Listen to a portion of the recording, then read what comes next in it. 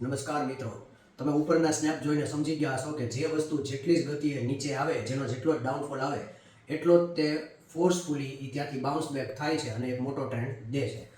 આપણે એક એક્ઝામ્પલ જોયું બિટકોઇનનું, જે આજે 1 લાખ રૂપિયા થયો, પણ 2022ના નવેમ્બરમાં તેનો ભાવ હતો 20,000 રૂપિયા. થોડાક સમય પહેલાં ઓલાના સર્વિસના પણ ખરાબ ન્યૂઝને લીધે ઓલાનો શેર કન્ટિન્યુઅસ ડાઉન જતો હતો, પણ કન્ટિન્યુઅસ ડાઉન ગયા પછી એક એવો સ્ટેજ આવ્યો કે એણે એન્ટ્રી પછીના 40% રૂપિયા દીધા. કઈ રીતે દીધા?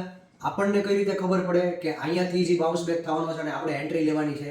એન્ટ્રી લઈએ તો અહીંયા સ્ટોપ લોસ કેટલો મૂકવો જોઈએ વગેરે વગેરે માહિતી એક એવો જ ટ્રેડર જાણી શકે જેની પાસે એક સાચી સ્કિલ અને એક સાચી ટેલેન્ટ હોય. એની પાસે એક એવી કળા હોય કે એને ખ્યાલ આવી જાય છે કે અહીંયા એક પેટર્ન બની છે અને ફંડામેન્ટલી જે ન્યૂઝ આવ્યા છે બહુ ટકવાના નથી. એ કંપની જોરદાર જ છે, ભલે અત્યારે તેનો ડાઉનફોલ ચાલતો હોય, પણ આગળ જતાં માણસોને તેની પ્રોડક્ટની જરૂરિયાત પડશે જ તે, અને એ કંપની પાછો ખૂબ જ મોટો ટ્રેન્ડ દેશે.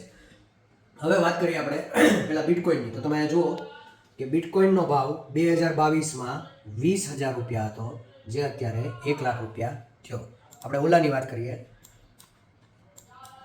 ઓલાનો આઈપીઓ ઓપન થયા બાદ કન્ટિન્યુઅસ નીચે આવ્યો હતો અને અહીંયાથી તમે જોઈ શકો છો કે તેને 40%નો ટ્રેન્ડ આપ્યો. તો તમે એવું સાંભળ્યું હશે કે ઘણા બધા લોકો એવું કહે છે કે શેર બજારમાં બહુ જ લોસ થાય છે, શેર બજાર ખૂબ જ રિસ્કી છે. તો એવું શું કામ કહેવામાં આવે છે? એનું કારણ છે કે લોકો પ્રોફિટ કરી શકતા નથી.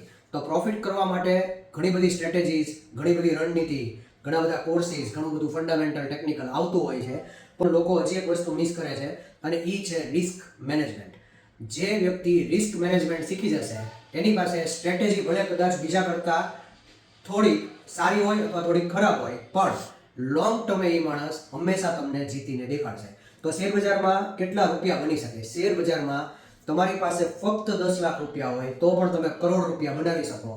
ઓપ્શન ટ્રેડિંગ દ્વારા અને ફ્યુચર ટ્રેડિંગ દ્વારા પણ. ઘણા બધા લોકો એવું કહે છે કે બેંક નિફ્ટીમાં ક્યારેય ઓપ્શન ન કરાય, નિફ્ટીમાં ક્યારેય ઓપ્શન ન કરાય, કરવું હોય તો ફ્યુચર જ કરાય, આ જ સારું છે. એનું રીઝન એ છે કે બધા પાસે બધું નોલેજ છે, ફંડામેન્ટલ નોલેજ છે, ટેકનિકલ નોલેજ છે, પણ તે લોકો જ્યારે 3 ટ્રેડ ખોટા પડે છે એટલે આખું ફંડ તેનું ગુમાવી બેસે છે અને પછી તે લોકો પાસે કોઈ પણ મોકો રહેતો નથી.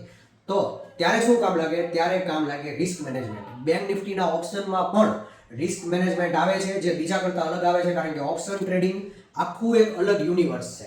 જો તમારે ઓપ્શન ટ્રેડિંગમાં નિષ્ણાત થવું હોય અને અમારા લાઈવ પ્રોફિટ તમારે જોવા હોય, જેમાં 2 ગણા રૂપિયા, 3 ગણા રૂપિયા, 4 ગણા રૂપિયા સ્ટુડન્ટની સામે સ્ક્રીન ઉપર ફરતા હોય, તો આજે જ નીચેના નંબર ઉપર તમે સંપર્ક કરો.